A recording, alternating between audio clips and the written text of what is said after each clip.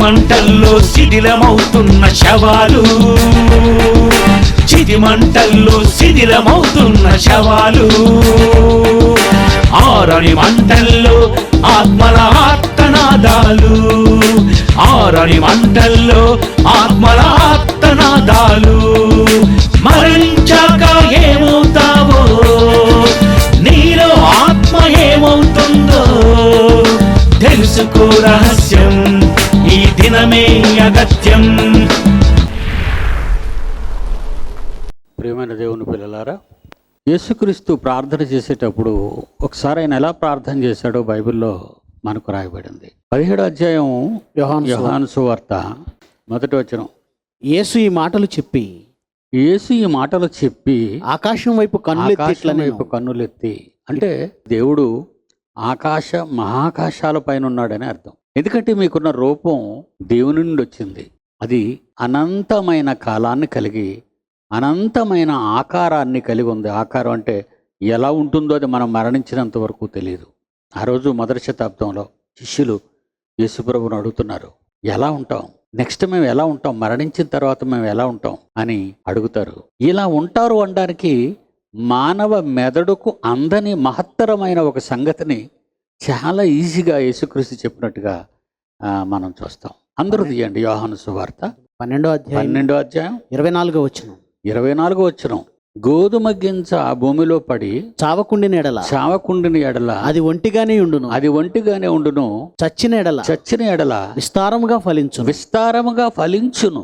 అంటే దాని ఆకారం మారిపోతుంది. అంటే మీకు ఎలాగర్థం అవ్వాలి అనడానికి ఈ పదాన్ని ఆయన చెప్పాడేటి. ఒక చిన్న మర్రి విత్తనం, పిట్టలో ఎర్రగా ఉంటాయి కదండి మర్రి పళ్ళు, చిన్న పళ్ళు అవి, అందులో చిన్ని పిక్కల్లా ఉంటాయి. వాటిని పక్షులు తినేస్తాయి. తినేసిన తర్వాత అవి ఎక్కడెక్కడ కోటల మీద, అరణ్యాల్లో, ఖాళీ స్థలాల్లో అవి విసర్జించినప్పుడు అది ఎంత పెద్దదైపోద్దంటే, ఒక పిట్ట తిన్న చిన్న గింజ విత్తబడినప్పుడు గింజగానే ఉంటుంది, కానీ అది విస్తరించేటప్పటికి మహావృక్షంగా మారిపోద్ది.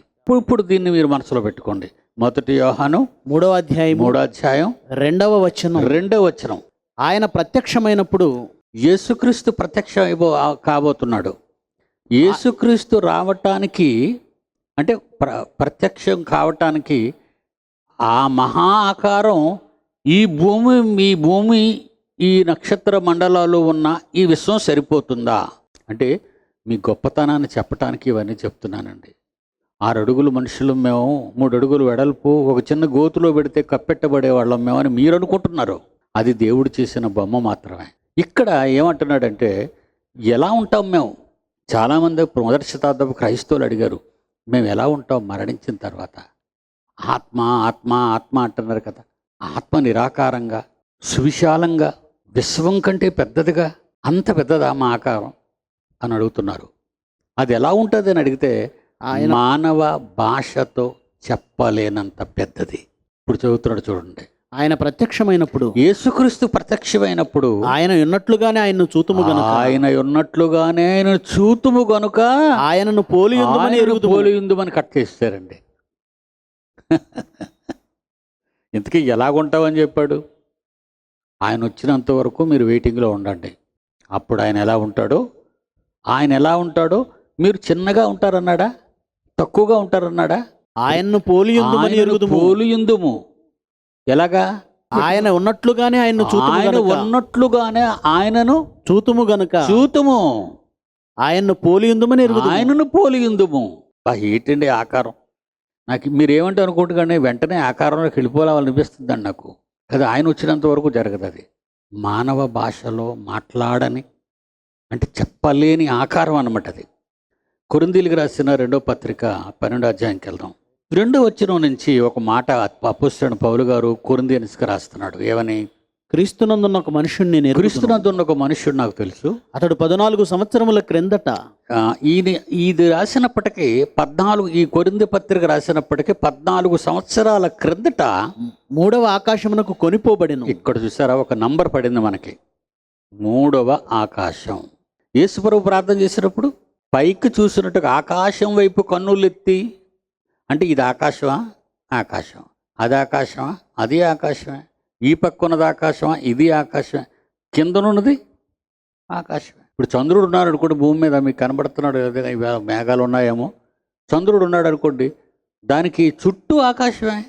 అంటే ఈ విశ్వానికి ఎత్తు ఎటు ప్రక్క, అసలు విశ్వపు అంచు తెలియనప్పుడు ఎత్తు ఎక్కడుంది, పల్లం ఎక్కడుంది, తూర్పు ఎక్కడుంది, పడమడెక్కడుంది విశ్వానికి?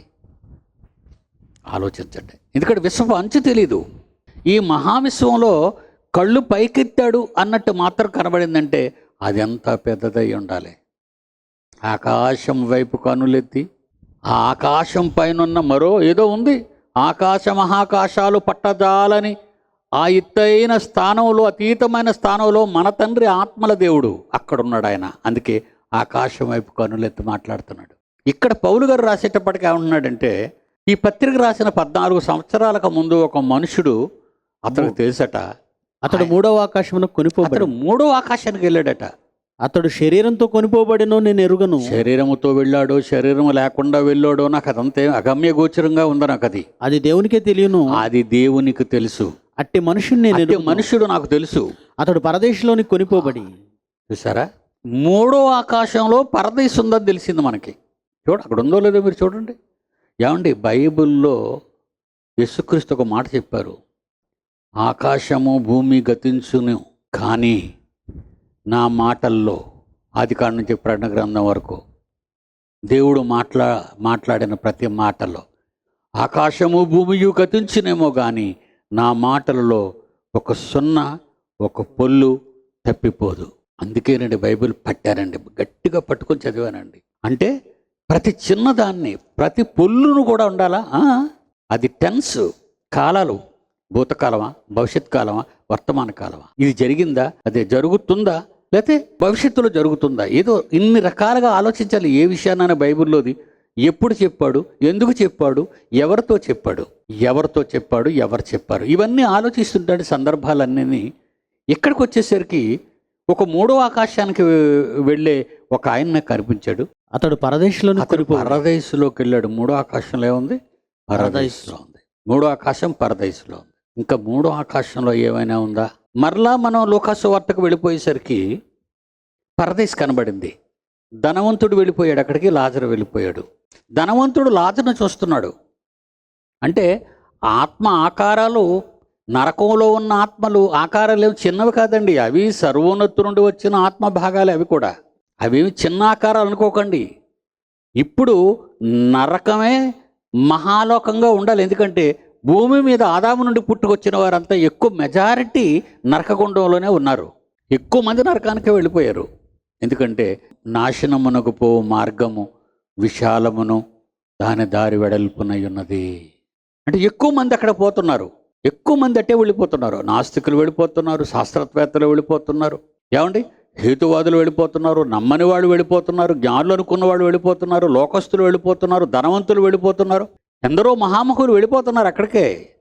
ఇటు పరదేశకు వచ్చేది చాలా తక్కువ. కానీ ఈ మూడవ ఆకాశంలోనే పరదేశు, అటు నరకం, గుండం, ఈ రెండు కనబడుతున్నాయండి. ఎందుకంటే ఈ ఆకాశంలో ఉన్నవాడు మొదటి ఆకాశంలో ఉన్న వాళ్ళని చూడలేరు. మనం భూమి మీద మనమే సాక్ష్యం. ఈ ఆకాశంలో ఉన్న మనం మధ్య ఆకాశం అనొచ్చి తిన్న మరలా. ఈ ఆకాశంలో ఉన్న మనం మూడో ఆకాశంలో ఉన్న వాళ్ళు ఎవరు కనబడటం లేదు. మూడో ఆకాశంలో ఉన్నవాళ్ళు మూడో ఆకాశంలో ఉన్న వాళ్ళకి కనబడుతున్నారు. మొదటి ఆకాశంలో ఉన్నవాళ్ళు దేవుడు కోట్లాది మంది అవధూతలు ఒకటో ఆకాశంలో కనబడుతున్నారు. భూమి మీద ఉన్నవారు మనం కూడా ఈరోజు ఈ నెట్వర్క్ వచ్చిన తర్వాత అమెరికాలో ఉన్నవాడిని కూడా చూసి మాట్లాడుతున్నాం. మనం స్మార్ట్ సెల్ పట్టుకొని ప్రపంచంలో ఏ మూల ఉన్నా మనం చూసి మాట్లాడగలుగుతున్నాం. ఇది ఈరోజు భూమి మీదకి వచ్చిన ఈ టెక్నాలజీ. కానీ టెక్నాలజీ, లోకాలను దాటిన టెక్నాలజీని దేవుడు రాశాడు, ఎప్పుడో రాశాడు. పాతాళ లోకం, విశ్రాంతి లేని చోటు, మండుతున్న లోకం అవతలే ఉంది. దూరము నుండి అబ్రహామును చూచి ఆ ఆకాశంలో, ఆ విశ్వంలో నీతిమంతులుండే చోటు కనబడుతుంది. మాట్లాడుతున్నాడు. లాజరును పంపించి చల్లార్చమంట నాలుకను. మంటలు కానీ ఆవేదన కానీ ఇవన్నీ ఆత్మకేనండి. చచ్చిపోయిన వాళ్ళు పూర్తి చేసినా ఏం చేసినా మాట్లాడరు కదా, దానికి ఏమి లేదంటే ఆత్మలోన ప్రవేశించగానే అన్నీ కూడా పవర్ మొత్తం బాడీలోకి వచ్చేస్తుంది. ఆత్మ ఉన్నప్పుడు దీన్ని గిల్లితే బాధ అనుభవిస్తాం, నిప్పు పెడితే మండిపోయి కేకలు వేస్తాం. ఆత్మ వెళ్ళిపోయిన తర్వాత శవాన్ని కట్టెల్లో కాలుస్తూ ఆ కాలు బయటికి కనబడుతున్న కదలికలు ఏమైనా కనిపించే మీకు ఆ పాటలో? లేదు. చనిపోయిన వాళ్ళు అంటే ఈ శరీరాన్ని నడినెత్తు నుండి అరికాళ్ళ వరకు ఆవహించిన సూపర్ న్యాచురల్ పవర్, ఆత్మ, దేవుని నుండి వచ్చినటువంటి, పరమాత్మ నుండి వచ్చినటువంటి జీవాత్మ ఇందులో ఉంది. జీవాత్మకే బాధలన్నీ, జీవాత్మకే సుఖాలన్నీ. భూమి మీద ఈ జీవాత్మను గురించి పౌలు గారు మరి ఎన్ని సందర్భాలు రాశాడో. మీలో ఉన్న ఆత్మను మీరు బాధపరచకండి, మీరు క్రీస్తుతో కూడా లేపబడిన వారైతే పైకి వెళ్ళే ఆత్మ గురించి, అక్కడున్న వాటి గురించి, అనుభవించే వాటి గురించి మీరు ఆలోచించండి. ఎన్ని మాటలు మాట్లాడుతూ భూమిని విడిచి శరీరాన్ని ఎక్కువగా ప్రేమించే వారికి యేసుక్రీస్తు ఒక మంచి మాట చెప్పాడు. యోహాను సువార్త 6:63 ఆత్మయే జీవింపజేయుచున్నది.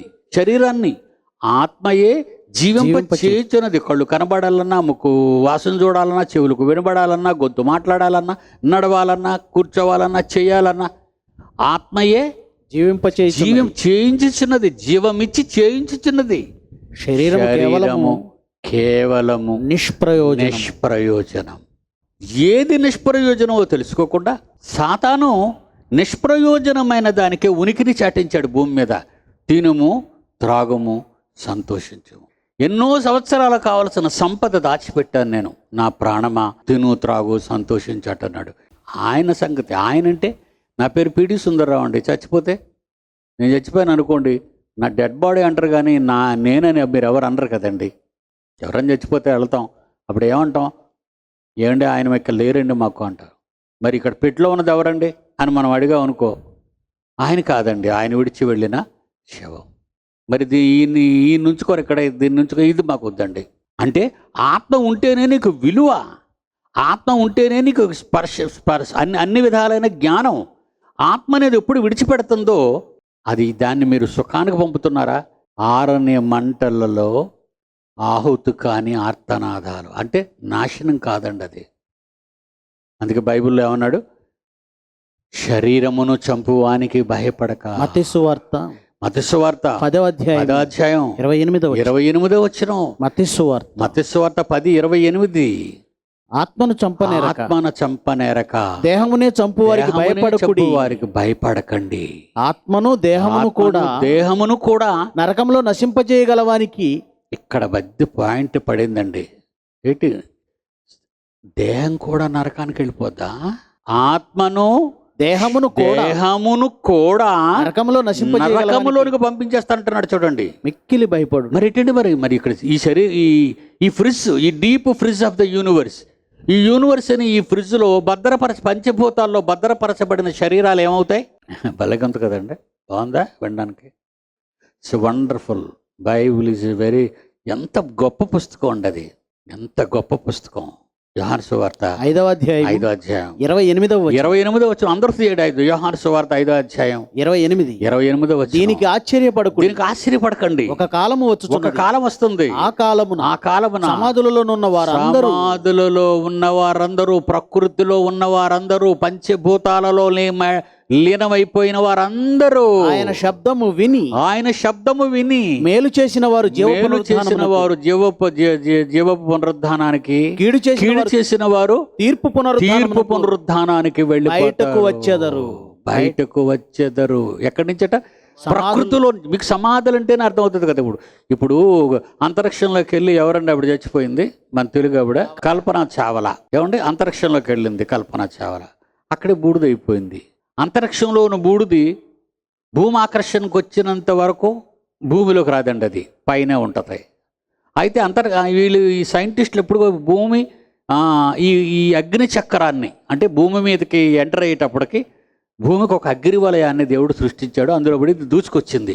అప్పుడు వాళ్ళు వెళ్ళినటువంటి శాటిలైట్ అంటే దాన్ని అంతరిక్ష నౌక, దాని తాలూకు ఒక నట్టు లూజ్ అయ్యి జస్ట్ అది ఫైర్ అవ్వడం ప్రారంభించింది. మొత్తం అంతా కూడా అగ్ని చక్రంలోనే బూడిదైపోయారు. ఆ బూడిద అటు నుంచి పైకి వెళ్ళిందో తెలియదు, లేదా భూమి మీదకి వచ్చిందో తెలియదు. ఎక్కడ ఉన్నా ప్రతి శరీరం, అది సముద్రంలోనా, అది మట్టిలోనా, అది అంతరిక్షంలోనా, అది మంటల్లోనా, ఈ వదిలేసాడు. ప్రకృతిలో ఎక్కడైనా భద్రపరుస్తాడు దాన్ని విశ్వంలో దేవుడు. సమాధిలోని ఎందుకన్నాడంటే మనకు అర్థమయ్యేవి కనుక. మీకు అర్థమయ్యే భాషలో సమాధిలోనే చెప్పాడు, అందుకే అవన్నీ చెప్పలేదు. కనుక ఇక్కడ ఏం రాస్తున్నాడు? దీనికి ఆశ్చర్యపడకుడి, దీనికి ఆశ్చర్యపడకండి. ఒక కాలం వచ్చుచున్నది, కాలం వస్తుంది, ఆ కాలమున ఆ కాలాన్న సమాధుల్లో ఉన్న వారందరూ ప్రకృతిలో ఉన్న వారందరూ ఆయన శబ్దము విని మేలు చేసిన వారు జీవ పునరుద్ధానానికి వెళ్ళిపోతారు. కీడు చేసిన వారు తీర్పు మూడవ ఆకాశములోని భయంకరమైన పాతాళ గుండానికి జారిపోతారు. 12వ దానియేలు గ్రంథం 12వ అధ్యాయం 2వ వచనం. మరియు సమాధుల్లో నిద్రించు అనేకులు మేలుకొనెదరు, కొందరు నిత్య జీవానికి వెళ్ళిపోతున్నారు, అదే అక్కడ దాచిపెట్టిన శరీరాలతో. కొందరు అదే శరీరాలతో నిందల పాల్గొట్టు నిత్యాగ్ని దండనకు వెళ్ళిపోతున్నారు. నిత్యముగా హేయులగుట మేల్కొందురు. అయితే ఈ శరీరంతో కాలిపోవడానికి వెళ్ళిపోతావా? బాగా వినాలి మీరు ఈ దిక్కుమాలిన శరీర ఆశలకు లొంగిపోయి ఆత్మ పొందే అనంత లోకాన్ని, అనంత సంతోషాన్ని పోగొట్టుకుంటున్నారండి. ఆఫ్టర్ ఆల్ 60-70 years ఈ లైఫ్ చిన్న లైఫ్ అండి. పరీక్షలు కూడా దేవుడు చాలా చిన్న పరీక్ష పెట్టాడండి. ఆయన 1000 సంవత్సరాలుగా ఇచ్చుంటే మొదట తప్పు చేసిన తర్వాత 1000 years ఇచ్చాడు. మీకు తెలుసు కదా, ఇంచుమించు 1000 సంవత్సరాలు ఇచ్చాడు దేవుడు ఆయుష్కాలం మనిషి తప్పు చేసిన తర్వాత. 1000 సంవత్సరాలు అయితే ఇంకా మనం మలినమైపోయి ఒక్కడు కూడా మిగలడేమో చివరి వరకు ఈ శరీరాశికి లోబడిపోయి. అప్పుడు దాన్ని 122 జలప్రళయం తర్వాత 120 years చేసాడండి. జలప్రళయం తర్వాత ఇంకా ఈ 120 yearsలో క్రూరులుగా మారిపోతున్నారండి. 120 సంవత్సరాల ఆయుష్కాలం ఇచ్చినా జనం చెడిపోతున్నారు. 70 అధిక బలం ఉన్నాయడలా 80 అయిపోయింది. ప్రతిరోజు మా దగ్గర ఒక పెద్ద స్టేడియం ఉందంటే స్టేడియంలో నా వయసు ఉన్న వాళ్ళు అందరూ పరిగెడుతుంటారు. ఎందుకంటే లైఫ్ టైం పెంచుకోవటానికి పరిగెత్తి అక్కడ పడి చచ్చిపోయాడు. గ్రౌండ్లో అక్కడ చచ్చిపోయాడు, స్టేడియంలో చచ్చిపోయాడు. దేవుని పిల్లలారా, ఆయుష్కాలం దేవుడు ఇస్తాడు నీకు. ఎందుకు ఇస్తాడు? అతని పని నువ్వెంత చేయగలవో ఆ చేయగలిగినంత పనికి ఆ ఆయుష్కాలం ఇస్తాడు. 139 కీర్తన 16వ వచనం. నేను పిండమునై ఉండగా నీ కన్నులు నన్ను చూశాయి. నియమించబడిన దినాలు నీకెన్ని దినాలు కావాలి? ఈయనకెన్ని సంవత్సరాలు ఇద్దాం? సుందర్రావు మంచోడే, నా భవిష్యత్తు తెలుసు కదండి ఆయనకి. మన భవిష్యత్తులు తెలియవా? మన భవిష్యత్తు తెలుసు తండ్రికి. ఇంతకాలం బ్రతుకుతామని. ఇంతకాలం ఇస్తే కదా మనకి, ఎంతకాలం ఇస్తే అంతకాలం ఆయనకే తెలుసు, ఇంకెవరికి తెలీదు. వీడికే ఇప్పుడు నా లెక్క ప్రకారంగా 70 ఏళ్ళు ఇచ్చాడండి గ్యారంటీ. 70 yearsలోకి వచ్చాను కదండి, లైఫ్ టైం 70 ఏళ్ళు ఇచ్చాడు. మరి అధిక బలం ఉంటే ఇంకొక 10 వరకు వెళ్ళాలి. కానీ అబ్బాయి నోటంటే అదే మాట వచ్చింది, అయ్యగారు మీరు ఇంకో 10 ఏళ్ళు బ్రతకాలండి అన్నాడు. ఆయన ఇవ్వాలి కదా, అనుమతి ఇవ్వాలి ఆయన. పోతే మీకోసం ఉండాలి. 2 ఉన్నాయి. మీ అవసరత ఉంటే ఆయన ఉంచుతాడండి నన్ను. ఫిలోమోను పత్రికలో పౌలు గారి గురించి చెప్తున్నాడు చూడండి. అక్కడ వృద్ధుడనైనా నేను అంటాడండి. మరి ఎంత ముసలాడు అయిపోయాడు చూడండి. పేతురు గారు ఆయన కూడా వృద్ధుడు. నీవు ఒకరోజు వెళ్ళకూడని స్థలానికి నేను ఎత్తుకొని తీసుకెళ్తారు వాళ్ళు. ఏమండి, వృద్ధాప్యం అనేది అవసరాన్ని బట్టి నీకు దేవుడు ఇస్తాడు. అందరికీ అవసరాన్ని బట్టే ఇచ్చాడు. కానీ ఆ వృద్ధాప్యం వరకు నువ్వు దేవుణ్ణి తెలుసుకోకుండా చచ్చిపోతే మోస్ట్ డేంజరస్ సిచ్యుయేషన్ అండి అది. 8వ వచనంలో చూడండి, ఒకే అధ్యాయం కదండి ఫిలోమోను పత్రిక. కావున యుక్తమైన దాని గురించి నీకు ఆజ్ఞాపించుటకు క్రీస్తునందు నాకు బహుధైర్యం కలిగి ఉన్నను.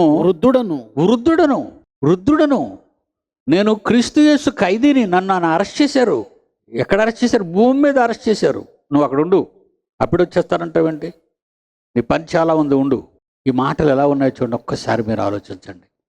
వృద్ధాప్యం వరకు బ్రతకనిచ్చాడంటే బ్రతుక విలువ తెలిసినవాడు కనుక. వృద్ధాప్యం వరకు అపోస్తుల్లో కొందరు నిలిచి ఉన్నారంటే పద్మాసు దీపం క్రీస్తు శకం 90. యోహాను గారండి, జబదేయి కుమారుల్లో ఒకడు. తమ్ముడు మాత్రం తొందరగా ఎగిరిపోయాడండి. హేరోదు ఏం చేశాడు? తల నరికించాడు. యాకోబు తల నరికించాడు. నేను చచ్చిపోతాను అనుకున్నాడేమో యోహాను. దేవుడు అతన్ని చంపనివ్వలేదండి, చావనివ్వలేదండి. మనుష్యులకు అందకూడని స్థలంలో సముద్రం మధ్యన ఒక ద్వీపం ఉంటే ఆ ద్వీపంలో పడేసాడండి. అప్పుడే రాశాడు మహానీయుడు ప్రకటన గ్రంథాన్ని. వృద్ధుడు. ఎక్కువ కాలం ఇవ్వబడిన దేవుని పిల్లలారా, మీ మీద దేవుడు ఎన్నో ఆశలు పెట్టుకొని ఇచ్చి బ్రతుకు కాలాన్ని మర్చిపోతున్నారేమో, జాగ్రత్తగా చూసుకోండి. మీరు అడుగుతాడు లెక్క, విడిచిపెట్టడు. నీకు ఎక్కువ కాలం ఎందుకు జరుగుతుంది? నేను దీర్ఘాయుష్మంతుడిని దీవించేమటం, అందరం అలాగే దీవిస్తూ ఉంటాడేటి. నిండు 100 ఏళ్ళు భార్యాభర్తలు మీరిద్దరు సుఖంగా ఉండండి అంటే ఎవరు ముందు చచ్చిపోతారో ఎవరు వెనక చచ్చిపోతారో. మన మాటలవి, గారడీ మాటలవి. కానీ దేవుని మాటలు, వృద్ధాప్యం ఇచ్చాడంటే వృద్ధాప్యం వరకు నీవు తనలోనే ఉండాలి. నేను ఒకసారి ఒక మాట చెప్పానండి. లాస్ట్ ఇయర్ బ్రెయిన్ ఆపరేషన్కి వెళ్ళకముందు అవనిగడ్డలో మీటింగ్లో మాట్లాడుతాను. దశ లాస్ట్ డే, ఇక నాకు ఓపిక లేదండి, మెదడులో ఉన్న నీరంతా వచ్చేస్తుంది బయటికి, నేను వెళ్ళిపోవాలి. అప్పుడు ఒక మాట అన్నాను పబ్లిక్ మీటింగ్లో. నేను దేవుడిని ఒక వరం అడిగాను, నేను ఎప్పుడు చచ్చిపోయినా వేదిక మీదే మనుషుల మధ్య చచ్చిపోవాలి. ఎందుకంటే నా చావు అనేక మందికి మేలుకొలుపు కావాలి. నా చావు అనేక మందికి మేలుకొలుపు కావాలి. దేవుడిచ్చిన ఆయుష్కాలాన్ని ప్రతి క్షణం ఆయన కొరకే ఆలోచన, ఆయన ఆలోచనలోనే మనం బ్రతకాలి. ఈ లోక కళ్యాణం, క్రీస్తు సువార్త లేకపోతే క్రీస్తు కార్చిన రక్తపు విలువ సమాజానికి చెప్పాలి. వృద్ధాప్యం మన కాలం ఎంతండి? మన జీవిత కాలం రాశాడు ఆయన. మరి పనులు రాశాడా? వృద్ధాప్యం ఎందుకు ఇచ్చాడో మీకు అర్థం కావాలంటే 2వ అధ్యాయం 10వ వచనం చదివి తీరాలి మీరు.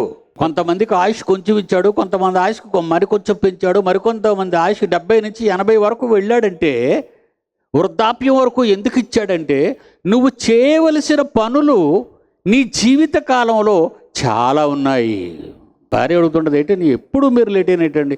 ఎందుకంటే పోలీస్ ఆఫీసర్స్ కానివ్వండి, ఈ కలెక్టర్స్గా ఐపీఎస్ వాళ్ళు కలెక్టర్స్ కానివ్వండి, ఎప్పుడు టైంకి ఇంటికి వెళ్ళరు, ఒక దగ్గర ఉండలేరు. ఎప్పుడు సీఎం నుంచి ఏమొస్తుందో తెలియదు, ఎప్పుడు హోమ్ మినిస్టర్ నుంచి సమాధానం వస్తుందో. బోల్డ్ పనులండి వాళ్ళకి. వాళ్ళ కాపురాలు చేయడానికి టైం ఉండదు, వాళ్ళు సుఖించడానికి టైం ఉండదు, వాళ్ళ పిల్లలతో గడపడానికి టైం ఉండదు. చదువుతున్నాడు చూడండి, ఎఫెసీ 2:10. మరియు వాటి యందు మనము నడుచుకొనవలనని వేటి యందు ముందుగా సిద్ధపరచిన ముందుగా సిద్ధపరిచిన సత్క్రియలు. కిందకి చదవండి. వాటి యందు మనము నడుచుకొనవలెనని దేవుడు ముందుగా సిద్ధపరిచిన దేవుడు చేయటం. మీరు పుట్టక ముందే ముందుగా సిద్ధపరిచిన సత్క్రియలు. లైఫ్ టైం ఎంత? ఇదిగో నువ్వు చేయవలసిన పనులు ఇన్ని. అంటే మన పనులు, దేవుడిచ్చిన పనులు ముగించుకోవటానికి మనకి 33 పడతాయా? యేసుక్రీస్తులాగా, అపోస్తులుడైన పౌలులా వృద్ధాప్యం వరకు ఉండాలా? పేతురు గారిలా వృద్ధాప్యం వరకు ఉండాలా? యోహాను గారిలా పద్మాసు దీపంలో వృద్ధాప్యం వరకు ఉండాలా? అంటే ఇప్పుడు చదువు నాయన.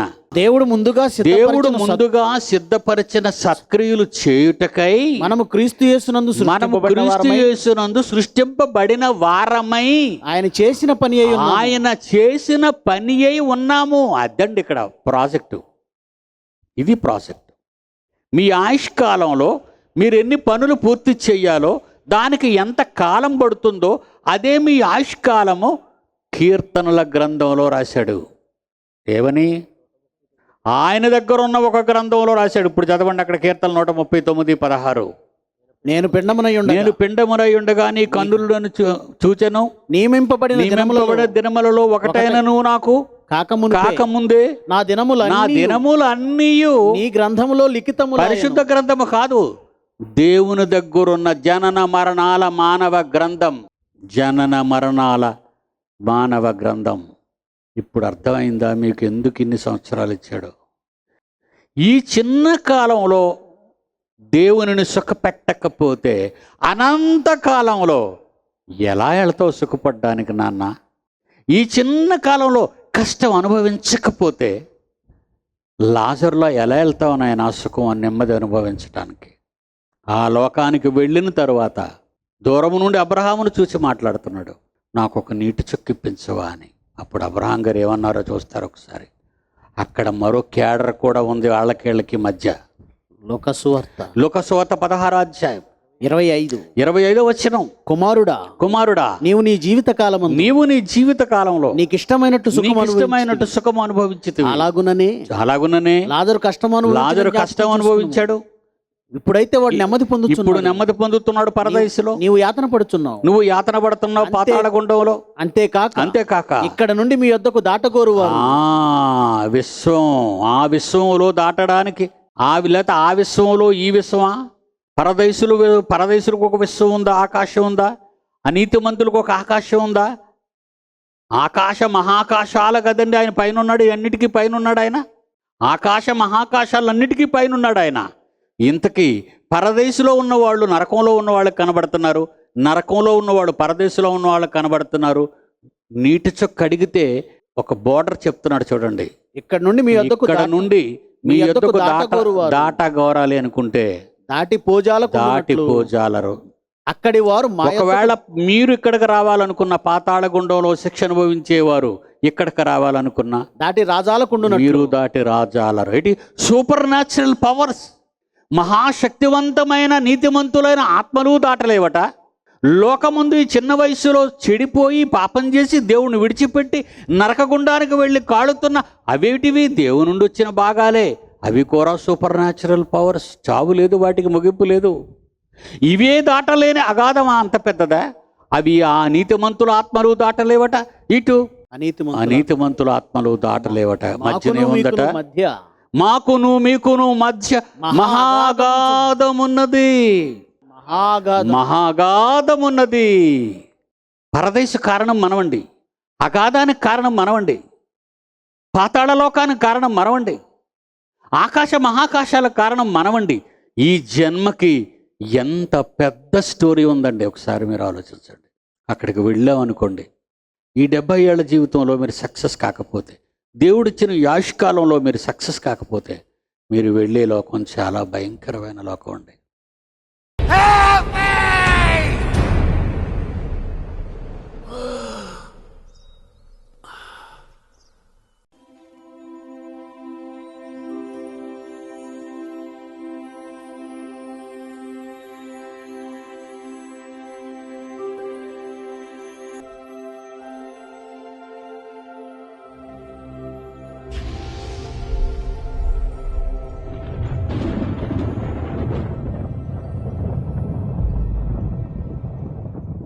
డాడీ, దేవుడి దగ్గరికి ఎప్పుడు వెళ్తాను చెప్పు డాడీ.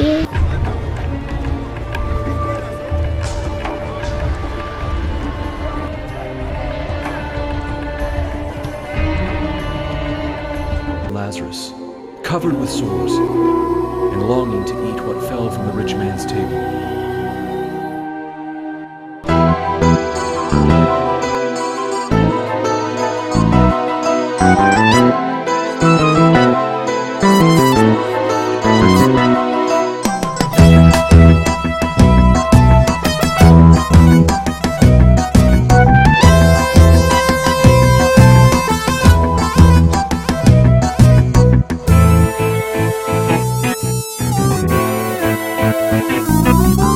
మరణమే మనిషి కోసం ఎదురు చూస్తుందిలే, ఆ దేవుడే రాశాడు ఆహ్వానమే నీకులే.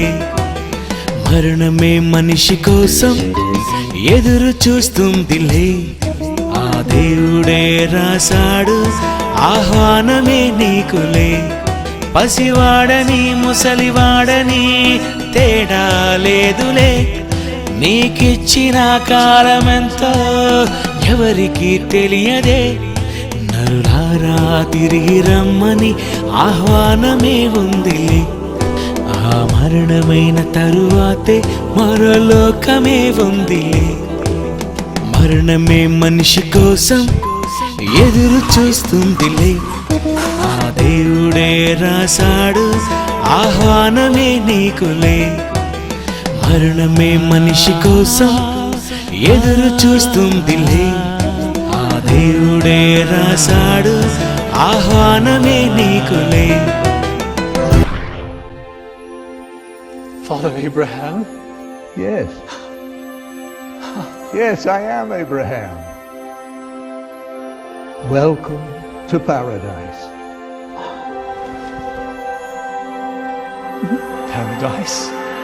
Yes, Lazarus. Paradise! Father Abraham! Father Abraham! Have mercy on me!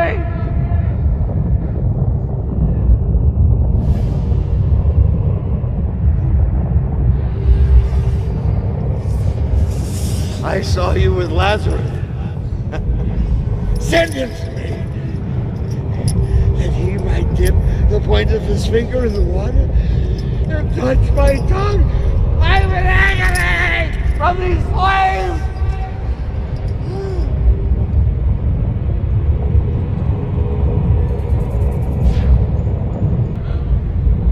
In your life, you received your good things, and Lazarus here received his bad things. Now he is being comforted, and you are in agony. Now.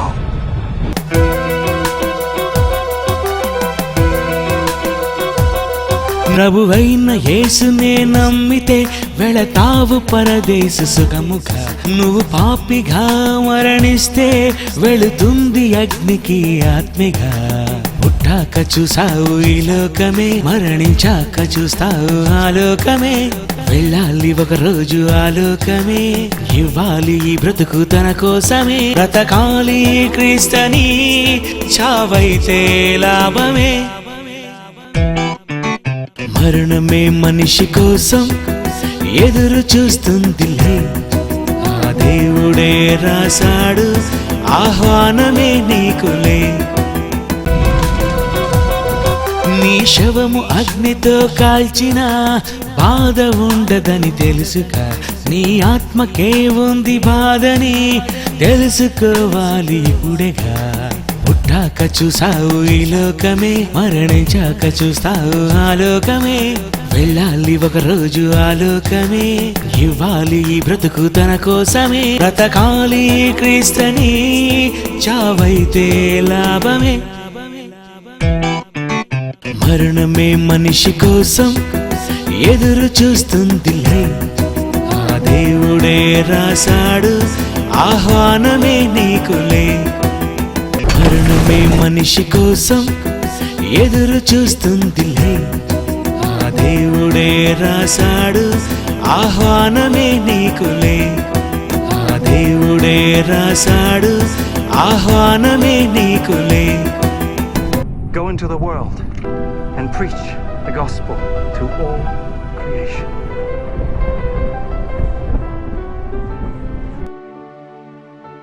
దేవుని పిల్లలారా, మనం ఇక్కడ ఉండగానే మారిపోవాలండి. ఒకసారిలో మా చిన్నప్పుడు మా అక్క రాత్రప్పుడు machine స్కూల్లో చదువుకునేదండి. అప్పట్లో ఎప్పుడు మా కథ అడిగేవాడిని అండి నేను, అక్కయ్య కథ చెప్పు అని. కథ చెప్పేదండి మా అక్కయ్య. తమ్ముడు, దేవుడు మనల్ని భుజాన్ని వేసుకొని పరలోకంలో నుంచి అమ్మ కడుపులో వేయడానికి వచ్చేవాడురా. మరి అమ్మ కడుపును రావాలిగా ఈ లోకానికి. ఆహా అనుకున్నా. ఇలాగ ఈ కథ చెప్పుకొని చివరికి వచ్చేసరికి ఒక భయంకరంగా ముగించిందండి కథని. దేవుడు తప్పు చేసిన వాళ్ళని నరకంలో వేస్తాడట. అక్కడ ఒక గడియారం ఉంటుందట ఆ నరకంలో. ఆ గడియారానికి ముళ్ళులు ఉండవురా తమ్ముడు అంది. ముళ్ళులు ఉండవా అన్నాను. టైం ఎలా తెలుస్తుంది అక్క? అక్కడ టైం అవసరం లేదు, మాట్లాడుతుంది ఆ గడియారం. ఆహా, ఏమని మాట్లాడుతుంది అక్క అని. నరకంలో పడిపోయిన వాళ్ళందరూ ఆ గడియారం దగ్గరకు వచ్చి ఇంకెంతకాలం మేము ఉంటాము అని అడుగుతారట. ఎల్లప్పుడూ అంటదట. అది ఎల్లప్పుడూ ఎల్లప్పుడూ ఎల్లప్పుడూ. మొదటి రోజు నుంచి 4వ రోజు వరకు చదివిన మాట అదే. నరకమున వారి పురుగు చావదు, అగ్ని ఆరదు. చనిపోయిన తరువాత సమాధుల్లోకి వచ్చామే మనం. చివరిగా ఒక మంచి అద్భుతమైన మాట చూద్దాం. కొరింథీయులకు రాసిన మొదటి పత్రిక 15వ అధ్యాయం 20వ వచనం. ఇప్పుడైతే నిద్రించిన వారిలో ప్రపంచంలో ఆదాము నుండి ఈ వేళ వరకు, లేదా ఈ ప్రపంచం ఎంతకాలం ఉండదు అంతవరకు నిద్రించిన వారిలో ప్రథమ ఫలము మొట్టమొదటి శక్తిగా, వ్యక్తిగా క్రీస్తు మృతుల్లో నుండి లేపబడి ఉన్నాడు. మనుషుని ద్వారా మరణము వచ్చింది, మనుషుని ద్వారా మరణం వచ్చింది, మనుషుని ద్వారానే మృతుల పునరుద్ధానము కలిగింది. మనుషుని ద్వారానే మృతుల పునరుద్ధానం జరిగింది. ఆదామునందు అందరూ ఎలా ఆదామునందు అందరూ సమాధిలోకి వెళ్ళిపోయారు. అలాగుననే క్రీస్తు క్రీస్తు ద్వారా అందరూ సమాధిలో నుండి బయటకు వచ్చేస్తారు. ప్రతివాడు తమ తమ వరుసలోనే బ్రతికింపబడును. అదిగండి, చూసారండి, మనకి సీరియల్ నంబర్ ఇచ్చేసాడట దేవుడు. ప్రతివాడు తన తన వరుస, ఏమండి వరుస, ప్రథమ ఫలము క్రీస్తు, ప్రథమ ఫలము క్రీస్తు, తర్వాత క్రీస్తు వచ్చినప్పుడు, తర్వాత క్రీస్తు వచ్చినప్పుడు number 2, number 3, number 4, number 5, number 6 తన తన వరుసలోనే బ్రతికింపబడుతురు. ఎందుకంటే బైబిల్లో ఉంది మన సీరియలు. నీకెంత కాలం ఇవ్వాలి, ఏ కాలంలో నుండి పుట్టించాలి, ఏ కాలమున అవసరత ఎవరిది ఉందో. మోషే పుట్టడానికి ఒక కారణం, యేసు పుట్టడానికి ఒక కారణం, ఏలియా పుట్టడానికి ఒక కారణం. కారణ జన్మలు మనమంతా. నేను మీ కాలంలో పుట్టాలి, మీరు నా కాలంలో పుట్టాలి.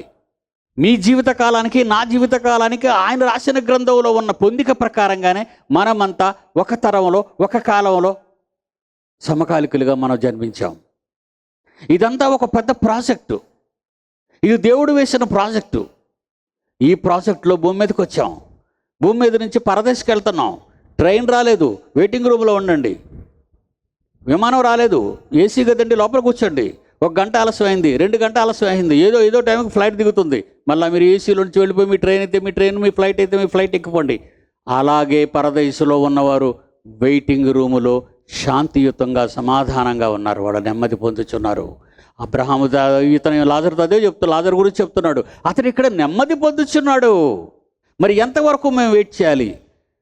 ఒక మహాశక్తి స్వరూపం రాబోతుంది క్రీస్తు. అతని ద్వారానే నేను వెళ్ళాలి, మనం వెళ్ళాలి. నేనే మార్గం, నేనే సత్యం, నేనే జీవం. నా ద్వారా తప్పితే తండ్రి యొద్దకు ఎవ్వరు రారు. మరి ముందుకు మీరెందుకు వెళ్ళిపోతున్నారు ప్రభు అని అడిగారు. మన అపోస్తలులు సామాన్యులు కాదు కదండి. మరి మీరెందుకు ముందు వెళ్ళిపోతున్నారు? స్థలములు సిద్ధపరచ వెళ్ళుచున్నాను. యోహాను 14 యోహాను సువార్త 14వ అధ్యాయము 2వ వచనం. నా తండ్రి ఇంట అనేక నివాసములు, నా తండ్రి ఇంట అనేక నివాసములు. అక్కడ కన్స్ట్రక్షన్స్ అవుతున్నాయి. మీకు ఏమండి, ఇన్ని కోట్ల సంవత్సరాలు మానవుడు ఉండటానికి ఈ మహావిశ్వాన్ని కలిగిస్తే బాగా వినాలి. ఇది ఇన్ని కోట్లు సంవత్సరాలు విశ్వాన్ని కలిగించటానికి దేవునికి కాలం పడితే ఆ కాలం 60-70 ఏళ్ళు బ్రతికే మీకోసమేనా? అవునండి, మన కోసమేనండి ఇది విశ్వం.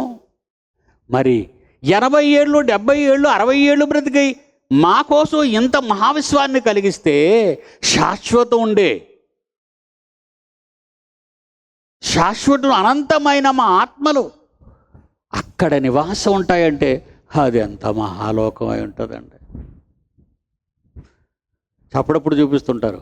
అనిల్ అంబానీ 2 అంతస్తుల భవనం కట్టించుకున్నాడు. బుర్జ్ ఖలీఫా 164 అంతస్తులు కట్టించుకున్నాడు. అంతేనా? మరి మంది ఎలా ఉంది చెప్పండి. ఇప్పుడు మానవుడు తన చేతులతో కట్టిన ఇవే మీకు అందమైన వండర్స్ అనుకుంటే మీరు మీ కొరకు నా తండ్రి ఇంట అనేక నివాసములు కలవు. లేని ఎడల మీతో చెప్పుదు. లేని ఎడలు నేను చెప్తాను, అబద్ధం ఆడేవాడిని కాదు. నేను మీకు స్థలం సిద్ధపరచ వెళ్ళుచున్నాను. ఎవరెవరు ఏ ఏ విశ్వాల్లో ఉండాలో, ఏ లోకాల్లో ఉండాలో. ఏమండి, అంత లోకంలో మనం ఉండగలమంటే ఇప్పుడు మనకి 10 గది ఉంటే చాలు పడుకోవడానికి. 10 అడుగులు పొడవు, 10 అడుగులు వెడాలి. పోజకరేచన్ 2 అడుగులు బాత్రూము, 2 అడుగులు 4 అడుగులు డైనింగ్ రూము. ఇక్కడ ఈ ఆకారం 6 అడుగులది కదా. మన గొయ్యి కూడా 6, 3 కదా. ఇక్కడ ఇది చాలు, ఈ వైశాల్యం చాలు. మరి అక్కడికి వెళ్తే అనంతమైన లోకంలో అనంతమైన ఆకారాన్ని కలిగిన నీవు అనంతమైన కట్టడాల నిర్మాణంలో ఉన్నాడట నీ తండ్రి, నువ్వు నమ్మిన యేసుక్రీస్తు. అది వాళ్ళ ఆనందం అండి. ఈ దేహాలతో వచ్చిన వారు వాళ్ళ గురించి ఒక్కసారి ఆలోచిద్దామండి. వాళ్ళ గురించి ఆలోచిద్దాం. కొరింథీయులకు రాసిన మొదటి పత్రిక 15వ అధ్యాయం 44వ వచనం. ప్రకృతి సంబంధమైన శరీరముగా విత్తబడి. మొదటి కొరింథీ 15 అధ్యాయం 44 చదువుతున్నాడండి. ప్రకృతి సంబంధమైన శరీరంగా తల్లి గర్భం నుండి మీరు వచ్చి విత్తబడి 6 అడుగులు 6.5 అడుగులు ఉన్నారు. వెరీ గుడ్, 7 అడుగులు ఉన్నారు. విత్తబడిన మీరు ఆత్మ సంబంధమైన శరీరముగా లేపబడుదు. ఆ శరీరం ఎప్పుడైతే మట్టిలో పడిపోయిందో మరో ఆకారం వస్తుందటండి. చింతపిక్క చిన్నది, మహావృక్షమైంది. మర్రి విత్తనం చిన్నది, మహావృక్షమైంది. ఏటి చెట్లకే అంత ఆకారాలు ఉంటే మన సంగతి ఏంటి చెప్పండి? వాటికంటే గొప్పవాళ్ళం కదా. అంత పెద్ద ఆకారాలు మీ అన్నీ. ఈ శరీరమే. కొరింథీయులకు రాసిన రెండవ పత్రిక 5వ అధ్యాయం మొదటి వచనం నుండి, భూమి మీద మీరు ధరించుకున్న ఈ దేహాలు, ఈ శరీరాలన్నీ శిథిలమైపోయినను మట్టిలో పాతిన తర్వాత శిథిలమైపోతాయి. అది మీకు తెలుసు కనుక రాశాడు. అది అలాగే శిథిలమైపోయి అక్కడ ఉండిపోతాయి అంటం లేదు. శిథిలమైపోతాయి, మీరు అంతవరకు చూశారు కనుక అంతవరకే చెప్పాడు. నెక్స్ట్, చేతి పని కాక దేవుని చేత కట్టబడినది నిత్యమైన నివాసము పరలోకమందు మనకున్నదని ఎరుగుదుము. ఈ గుడారములో ఉన్నంత కాలము భూమి మీద దేవుని సేవ చేస్తూ మూలుగుచున్నాము. కిందకి రండి నాయన. అది 3వ వచనం. ఈ గుడారములో ఉన్న మనము భారము మోసుకొని మూలుగుచున్నాము. ఎక్కడ సభలు అయితే అక్కడికి వెళ్తాము, ఎక్కడ కష్టం అయితే అక్కడ ఉంటాము, ఎక్కడ దేవుని కొరకు సేవ చేయాలి అక్కడ చేస్తాం. ఈ మూలుగలంటే మీకోసం మూలగడం కాదు, ఇవి మీకోసం కాదు, దేవుని కోసం మూలగటం. దేవుని కోసం ఈ గుడారములో ఉన్నంతకాలం ఎంతమంది మూలుగుతారో, ఈ గుడారములో ఉన్నంతకాలం మూలుగుచ్చు మర్త్యమైనది జీవము చేత మృంగివేయబడినట్లు ఈ శరీరము చచ్చిపోయి మట్టిలో కలిసిపోయిన తర్వాత జీవం వచ్చి దాన్ని మింగేస్తుంది. ఆ నివాసమును దీనిపైన ధరించుకొనగోరుచు. పైనుండి వచ్చే శరీరము దీనిపైన ధరించుకొనబోతున్నామట మనం. రెండవ వచనం, పరలోకము నుండి వచ్చు మన నివాసము దీనిపైన ధరించుకొన. మర్త్యమై నాశనమై మట్టి కొట్టుకుపోతున్న ఈ దేహం అనుకున్న ఈ దేహం ఇది ఎలా కన్వర్ట్ అయిపోద్దట? గొంగళ పురుగు సీతాకోక చిలుకలా కన్వర్ట్ అయిపోయింది. ఒక విత్తనం మహావృక్షంగా కన్వర్ట్ అయిపోయింది. నువ్వు కూడా ఈ దేహంలో ఉన్నంత కాలం నీతి సంబంధమైన క్రియల కొరకు దేవుడు రాసిన ఆయుష్కాలంలో నీ బ్రతుకు కాలం అంతా ఆయన కొరకు నువ్వు శ్రమ పడితే, క్రైస్తవుడు అయినందుకు శ్రమ అనుభవించిన ఎడల ఆ పేరును బట్టే మీరు దేవుణ్ణి స్తుతించాలి. పరలోకాన్ని అనుభవించి శరీరాన్ని ధరించుకుంటామటండి. అక్కడ కూడా మీరు నిరాకారులు కారు. ఎందుకంటే అనుభవించేది ఆత్మ. ఇందాక చెప్పాడు, అనుభవించేది ఆత్మ. శవాన్ని మీరు గుచ్చినా గిల్లినా కాల్చినా ఏమందో. మీకు రాబోయే దేహం అమర్త్యమైన దేహం, శరీర సంబంధమైన దేహము ఉన్నది కనుక 15:44 మొదటి కొరింథీ, ప్రకృతి సంబంధమైన శరీరముగా విత్తబడి ఆత్మ సంబంధమైన శరీరముగా లేపబడి కిందకి ప్రకృతి సంబంధమైన శరీరము ఉన్నది గనుకనే ఆత్మ సంబంధమైన శరీరము కూడా ఉన్నది. ఆత్మ సంబంధమైన శరీరము కూడా ఉన్నది. ఇది ఎప్పుడు ధరించుకుంటాం? క్రీస్తు వచ్చినప్పుడు. ముందు మన తాలూకా సైజ్ ఎక్కడుంది? మనకిచ్చిన బొమ్మ ఎక్కడుంది?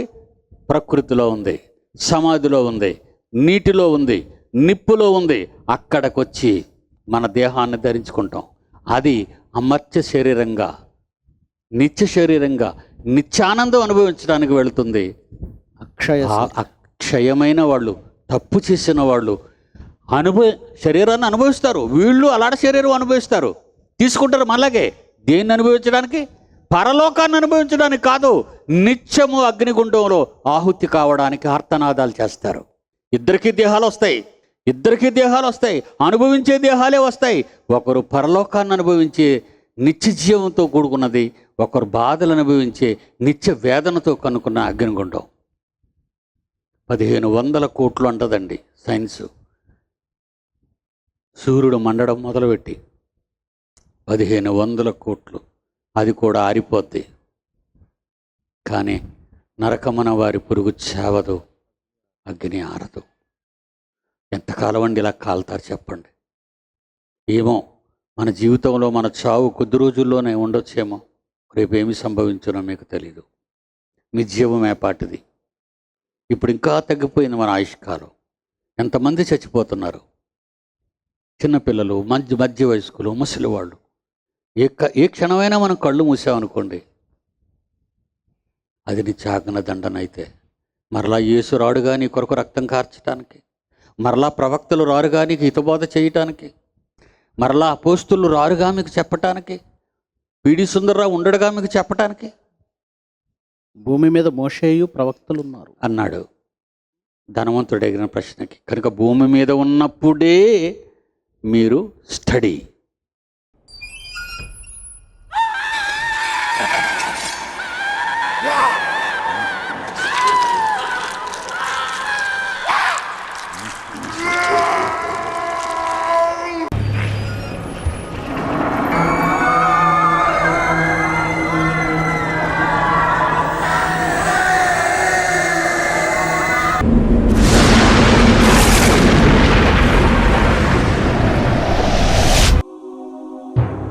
మరణించిన వారికి అందరూ కనిపిస్తారు.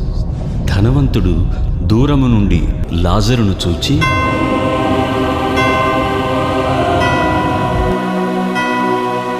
తండ్రివైన అబ్రహామా, నా యందు కనికరపడి నాకు సహాయం చేయవా? నీ దగ్గర ఉన్నాడే లాజరు, నాకు తెలుసు.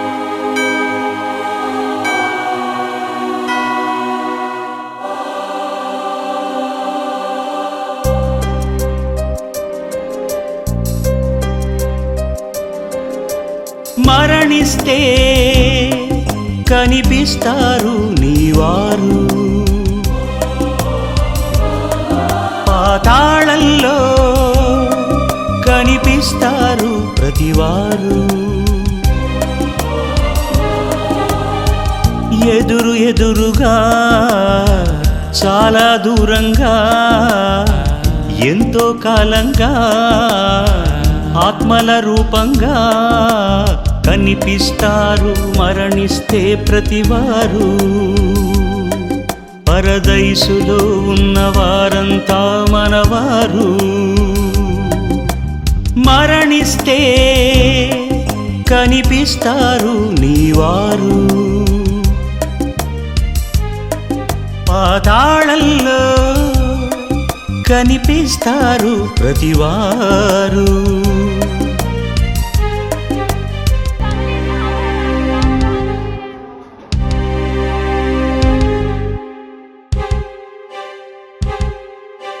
గుండె ఆగినా చనిపోతావు, మెదడు ఆగినా చనిపోతావు, ప్రమాదం అయిన మరణిస్తావు, మరణించే నీ వెళతావు.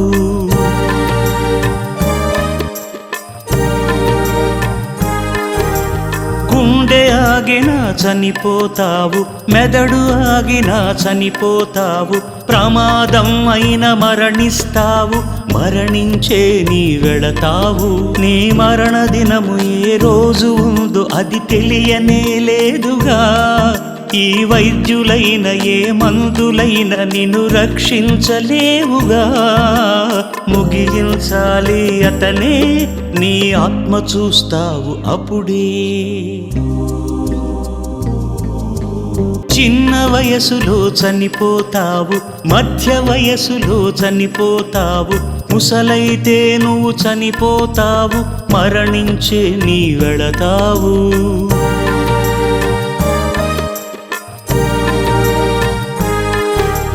చిన్న వయసులో చనిపోతావు, మధ్య వయసులో చనిపోతావు, ముసలైతే నువ్వు చనిపోతావు, మరణించే నీ వెళతావు. ఏ వేలు నుండి మరణించిన వారు అక్కడే ఉన్నారుగా. నీ తాత ముత్తాతలందరూ మరణించి చేరారుగా. మరణిస్తే వెళతావు, ఆత్మలన్నిటినీ చూస్తావు. కనుమూస్తే కనిపిస్తారు నీవారు, పాతాళంలో కనిపిస్తారు ప్రతివారు. ఎదురుగా చాలా దూరంగా ఎంతో కాలంగా ఆత్మల రూపంగా కనిపిస్తారు మరణిస్తే ప్రతివారు. పరదైసులో ఉన్నవారంతా మనవారు. కనుమూస్తే కనిపిస్తారు నీవారు, పాతాళంలో కనిపిస్తారు ప్రతివారు.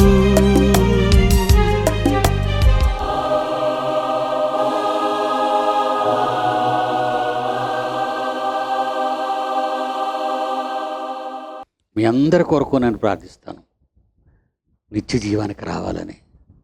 మీ అందరికీ ఆరోగ్యం కావాలని కాదు, మీ అందరికీ రోగం రాకూడదని కాదు, మీ అందరికీ ఆస్తులు ఉండాలని కాదు, ఆస్తులు రాకూడదని కాదు, లేదా ఉండాలని, ఏది అలాంటివి ఎప్పుడు నేను ప్రార్థన చేయనండి. నిత్య జీవానికి పిల్లలు నడిపించు తండ్రి అంటాను. మహాభాగ్యం అండి. ఎంత సంపాదించినా వదిలి వెళ్ళేదే కదండి ఇదంతా. దానికోసం ఎందుకండి మన బ్రతుకు కాలాన్ని పాడు చేసుకోవటం? ఇలాంటి బోధే ప్రపంచంలో మొదటి నుంచి మనిషి అన్నవాడికి బోధిస్తే ఈ లోకం ఎంత బాగుండేదండి. దేవుడు గురించిన పాఠాలు బడి పుస్తకాల్లో లేవు కదండి, చెప్పరు. ఏమండి? ఏ అంటే యాపిల్ తిండి, బి అంటే బాల్, బ్యాట్ ఆర్ బాల్ ఆట. ఏమండి? ఏ అంటే యాపిల్ను, బి అంటే ఆట. తిని ఆడతావా నువ్వు? ఏ అంటే ఆల్మైటీ, బి అంటే బైబిల్. చిన్ననాటి నుండి ఇదే పాఠాలు ప్రతి పాఠశాలలో చిన్న పిల్లలకు బోధిస్తే ఈరోజు ఈ ప్రపంచం ఈ స్థితిలో ఉండేది కాదు. సాతాను వేసిన అడ్డుకట్టండి అది. జననాశనం, జననాశనం దానితో తీసుకుపోతుందండి అందరినీ. అందుకే అది ఈ వేట ప్రారంభించింది. ఎవరిని మృంగుదునా అని వెదకుచు తిరుగుచున్నాడు. God bless you my children. దేవుడు మిమ్మల్ని కాపాడాలి, మీ కుటుంబాలను కాపాడాలి. మీ దేవుడిని మీరు మర్చిపోకండి. ప్రతిరోజు జ్ఞాపకం చేసుకోండి. మీరు చేయగలిగినంత చిన్న పని దేవుని కొరకు చేయండి. ఇక్కడ కలుసుకోకపోతే మనమంతా మరో లోకంలో ఆనందంగా కలుసుకోబోతున్నాం. అక్కడ చావు, బాధ, కన్నీరు, వేదన, ఆకలి, దప్పిక ఉండని మహాలోకం. ఆ లోకం కోసం ప్రయాసపడదాం, ప్రార్థించుకుందాం. ప్రేమ కలిగిన మా తండ్రి, మీ పిల్లలకు మీ మాటలు చెప్పాను. మాకెన్ని బాధలున్నా, కష్టాలున్నా, ఆవేదనున్నా శరీరంలో నాకు సహకరించకపోయినా అవయవాలు నీకోసం, నీ పిల్లల కోసం, నాకు బ్రతుకిచ్చిన మీ ఇష్టాన్ని నెరవేర్చటం కోసం, నన్ను రక్షించిన నా యేసు త్యాగాన్ని చూపించటం కోసం నీ పిల్లల మధ్యకు వచ్చాను చెప్పాను. పిల్లలందరినీ పేరు పేరున వాళ్ళని దీవించండి. వాళ్ళకి ఎప్పుడు మీరు తోడుగా ఉండండి. వాళ్ళ కష్టాల్లో, కన్నీళ్ళలో, బాధల్లో వాళ్ళని కాపాడండి. మిమ్మల్ని నేను కోరుకుంటున్నారో అవన్నీ వారి పట్ల నెరవేర్చండి. పాస్టర్స్ను, సంఘ నాయకులను, పెద్దలను, ఇండిపెండెంట్ చర్చెస్ని, సంస్థలపరంగా ఉన్న సంఘాలని, పెద్దల్ని, సంఘ కాపరులను దీవించండి. ఈ పట్టణాన్ని వాళ్ళ ద్వారా మీరు దీవించండి. క్షేమంగా వాళ్ళ గమ్యానికి చేర్చండి. యేసునామాని ప్రార్థన అడుగుచున్నాము తండ్రి. ఆమేన్. మన తండ్రి అయిన దేవుని ప్రేమ, కుమారుడైన క్రీస్తు వారి కృప, పరిశుద్ధాత్మ దేవుని అన్యోన్య సహకారం, సహవాసం మనకు ఎల్లప్పుడూ తోడయుండి నడిపించునుగాక. ఆమేన్.